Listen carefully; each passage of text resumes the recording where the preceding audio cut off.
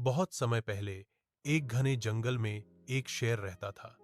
वह खुद को जंगल का सबसे ताकतवर और सबसे बुद्धिमान समझता था, लेकिन असल में वह बहुत मूर्ख था।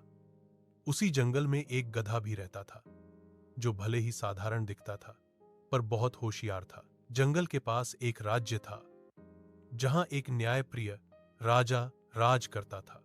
उस राज्य में दो लड़के, अर्जुन और मोहन, तथा दो कुंवारी लड़कियां, गौरी और सिया, रहते थे।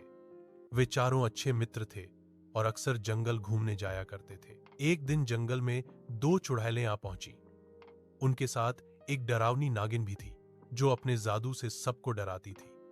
नदी में रहने वाली एक दयालु जलपरी ने यह सब देखा। वह समझ गई कि चुड़ैलें राज्य को नुकसान पहुंचाना चाहती हैं। मूर्ख शेर ने चुड़ैलों की मीठी बातों में आकर उनका साथ देने का फैसला कर लिया।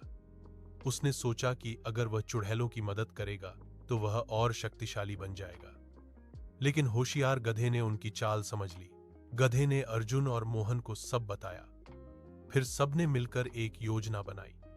गधा शेर के पास गया और बोला, हे जंगल के राजा, चुड़ैलें तुम्हें धोखा दे रही हैं। वे तुम्हारी गद्दी छीन लेंगी। शेर पहले तो नहीं माना, लेकिन तभी नागिन ने शेर को जादू से बांधने की कोशिश की। तभी जलपरी नदी से बाहर आई और अपने जादुई जल से नागिन की शक्ति कम कर दी। अर्जुन और मोहन ने साहस दिखाया और चुड़ैलों को राजा के सैनिकों के हवाले कर दिया। शेर को अपनी गलती का एहसास हुआ। उसने गधे से माफी मांगी और समझ गया कि ताकत से ज्यादा जरूरी बुद्धि होती है।